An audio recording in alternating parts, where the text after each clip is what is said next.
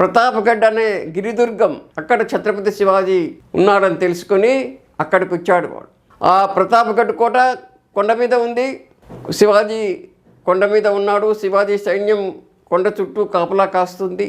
అఫ్జల్ ఖాన్ అనే రాక్షసుడు వచ్చి ఛత్రపతి శివాజీని ఎలాగైనా చంపేయాలి అనుకుని వాడు ప్రయత్నం చేస్తున్నాడు. చివరికి ఎవరికి కూడా దాదాపు నెలలు గడిచిపోయినాయి.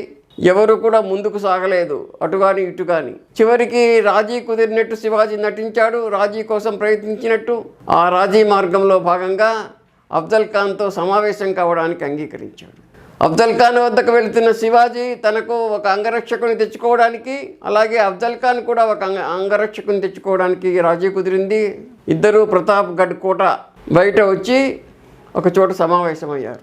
అంటే అఫ్జల్ ఖాన్ ఉన్నాడు, శివాజీ ఉన్నాడు, వాళ్ళిద్దరి అంగరక్షకులు ఉన్నారు. సైన్యాలు దూరంగా ఉన్నాయి. ఈలోగా అఫ్జల్ ఖాన్ ఛత్రపతి శివాజీని కవకలించుకుంటూ నటించి వీపున కత్తితో పొడచడానికి కత్తి పైకెత్తాడు. అంటే వాడు మోసం తెలుసు శివాజీకి మొదటే, దుర్మార్గుడి పనిచేస్తాడని. అయితే ఛత్రపతి శివాజీ ముందు జాగ్రత్తతో వ్యూహాత్మకంగా తన చేతికి పులిగోళ్ళు వేసుకొని వచ్చాడు. అంటే స్టీల్ క్లాస్, అంటే ఉక్కుతో చేసిన గోల్డ్ అన్నమాట, పులిగోళ్ళు అంటారు.